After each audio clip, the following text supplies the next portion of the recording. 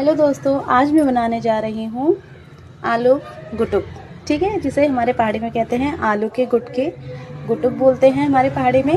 देखिए, मैंने तेल डाला है और इसे मैंने जख्खे का तड़का लगाया है और अब मैं इसमें डाल रही हूँ आलू।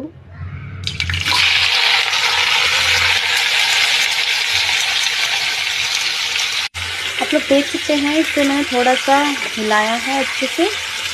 2 मिनट इसे ऐसे ही हम होने देंगे। हम इसमें डाल रही हूँ अपने स्वाद के अनुसार नमक।